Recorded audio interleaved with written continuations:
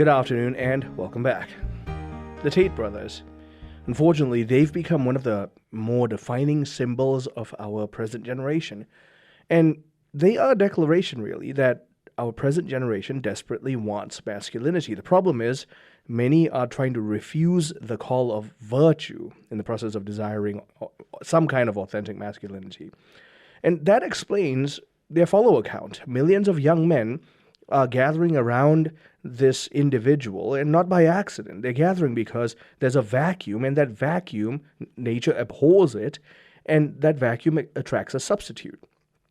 Every civilization has grappled with these issues, and we've always, throughout history, generated different levels of truly masculine leaders, or unfortunately, counterfeits of masculine leadership. And frankly, I want to be the first to say, many of you already know this though, when fathers disappear from homes and churches abandon the difficulty of preaching what the Christian call of masculinity really looks like, and then schools and modernity replaces true masculine character with a more feminine form of self-expression, and entertainment trains the male attention towards endless consumption, well, at some point you're going to create an entire generation of banal young men.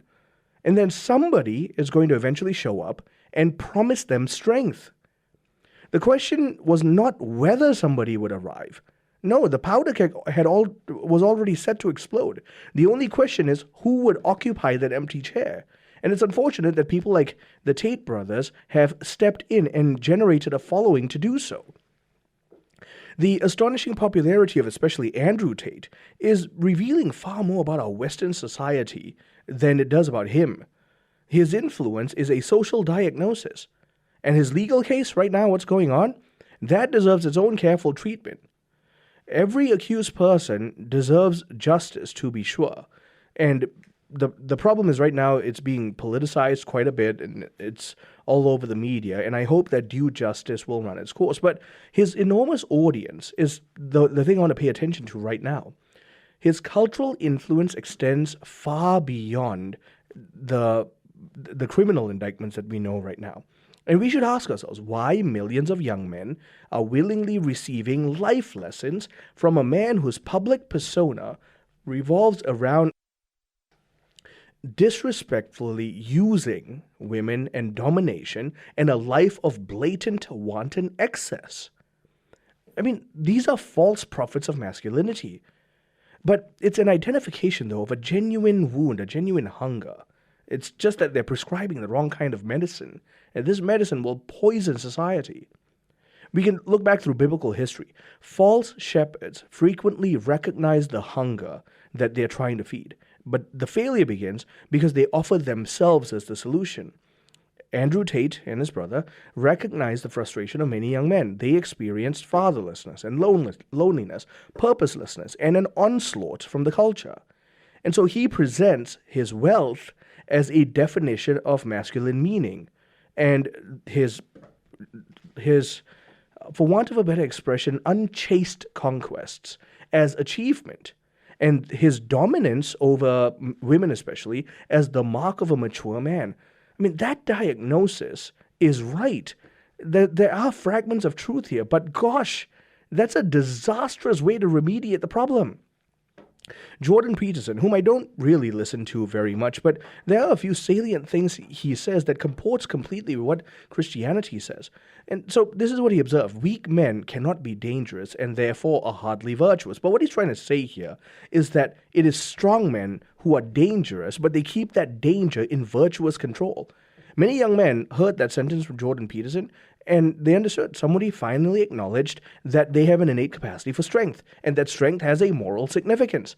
The problem is many of them continued searching until they found personalities who showed them not only how to be strong, but ways they can use their strength without virtue, for selfish reasons. They divorced strength from a sense of self-control, and that resulted in predation. Power always serves whichever master possesses it. Our modern culture needs to be indicted here. It spent decades ridiculing traditional masculinity. And even in entertainment we saw this happen, sitcom caricatures. I grew up with this stuff. University classrooms, advertising campaigns, all of these showed fathers as incompetent buffoons. Many of us know The Simpsons, A Family Guy, Married with Children. Masculine courage became first to be ridiculed, and then it became suspect, and then male leadership was immediately touted as oppressive. Chivalry became insulting, believe it or not. I had a friend who once held the door open for a woman who was behind him, and she insulted him back as a response. And then discipline, calling young men to a life of strength and discipline, that for some reason became toxic. No, society repeatedly mocked healthy masculine traits and then expressed astonishment when this kind of counterfeit masculinity became attractive to young men. That sequence it's akin to demolishing every bridge across a river and then expressing surprise that nobody can cross it. The political philosopher Robert Nisbet, he warned that the quest for community always emerges whenever healthy institutions decline. What he's trying to say here is that, in this case, young men want to belong to something greater than themselves. It's innate in all of us. When we don't give men the proper outlet that is to be found ultimately in Christ Jesus and his church, well, then these young men will attach themselves to, if they don't find virtuous communities, they'll find destructive tribes. And digital personalities, boy, are they eager to fill that vacancy. Fathers and pastors and coaches have stepped out of the picture, and those empty seats of authority don't stay empty for long. Economics has deepened this crisis too. Young men increasingly believe that stable work and marriage and home ownership are beyond reach. That despair has created a soil for resentment. That resentment now has voices promising immediate status, money, and intimidation. And social media is now transforming every personality into a commercial product. The problem is, in that milieu, the calm father who's virtuous, well, he's not very trendy on social media now, is he? Faithful husbands don't dominate the shares and the likes. Or patient mentors, they don't create viral clips. Nope. The internet monetizes the scandalous and the outrageous. And that's what our young men are consuming.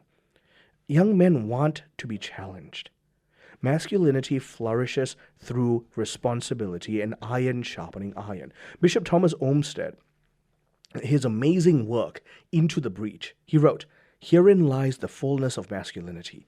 Each Catholic man must be prepared to give himself completely, to charge into the breach, to engage in spiritual combat, to defend women, children, and others against the wickedness and snares of the devil." And that vision that Bishop Olmsted is talking about is sacrificial. I build my strength for the sake of the other who is in my care.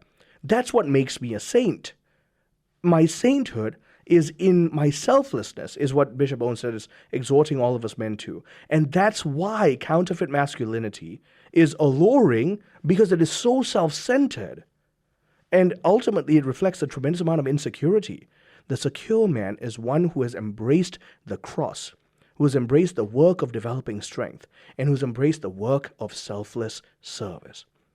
Even modern psychology is recognizing that this need for purpose is what sustains human flourishing. Viktor Frankl, he famously wrote that those who have a why to live can bear with almost any how. Young men hunger for purpose. God made them for a purpose that's greater than themselves, and we have to give them that.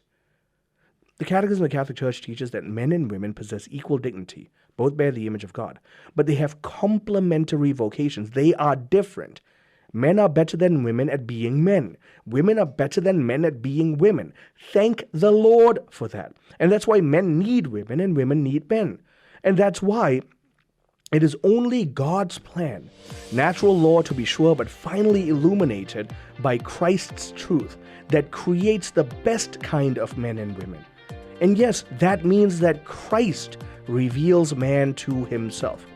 And therefore, for a boy to become a man, father figures must call out the virtue in him and teach that boy to receive the grace of Christ and enter into a life of selfless service, that they may charge into the breach for the glory of God.